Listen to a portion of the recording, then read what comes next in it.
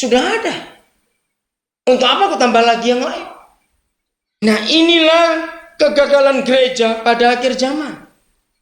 Gereja tidak gagal dalam menyatakan doktrin kepada dunia, maka itu perang terus sampai hari ini antar gereja.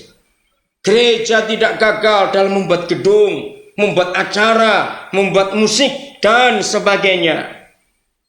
Ternyata gereja gagal dalam hal ini. Mari kita lihat lebih jauh. Ada apa sih di dalam diri Papa itu? Sehingga hanya dia yang bisa memuaskan, membuat orang kenyang, membuat orang cukup, membuat orang lengkap, komplit, sempurna, dan sejenisnya. Ada apa dengan dia? Kalau pada akhir zaman gereja tidak melihat hal ini, maka kita akan gagal. Mari kita lihat. Siapa Bapak itu? 1 Tesalonika pasal 2. Mulai ayat yang ke-10. Sampai ayat yang ke-12. Kamu adalah saksi. Demikian juga Tuhan Bapa di surga. 1. Betapa saleh. 2. Betapa adil. 3. Apa? Betapa tak bercacatnya kami berlaku di antara kamu yang percaya. Siapa kami di sini? Ayat 11. Kamu tahu betapa kami seperti siapa? Bapa terhadap anak-anaknya.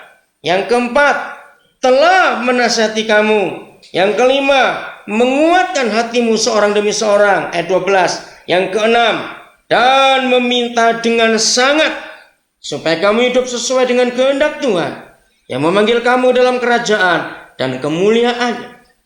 Saudara, kita lihat dalam 3 ayat ini, surga memberikan 6 fungsi apa? Ayat ini saya sudah pakai untuk menginjil di banyak kalangan pendidikan yang bukan Kristen.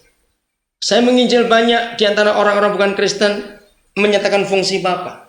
Dan ternyata saudara, 1 Tesalonika 2, 3 ayat yang baru kita baca ini, ternyata adalah satu-satunya tulisan di seluruh dunia ini.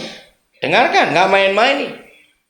Adalah satu-satunya tulisan di seluruh dunia ini yang menyatakan dengan rinci tapi simpel siapa itu seorang ayah. Tidak pernah ada buku dan penulis manapun yang bisa menggambarkan siapa itu seorang ayah. Ternyata Alkitab ini, saya ulangi, ada 6 fungsi dan ciri ayah. 1, saleh, artinya godly, hidup rohani. 2, adil, tidak pilih kasih. 3, tak bercacat.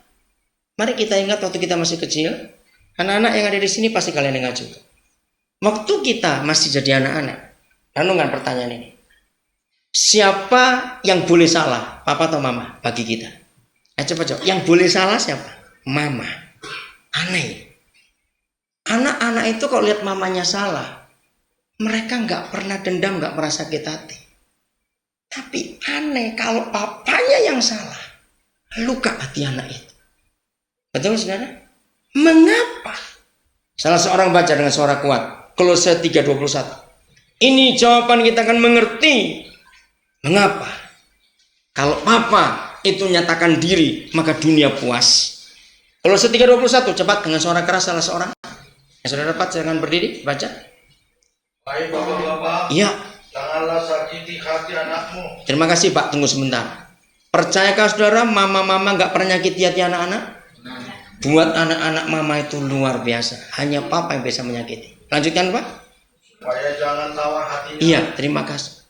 Terjemahan Indonesia kurang kuat. Sebetulnya bukan tawar hatinya saudara, tapi hancur hidupnya. Mama gak bisa melukai anak, papa yang bisa. Saya menemukan 3 hal besar yang papa buat bisa melukai anak.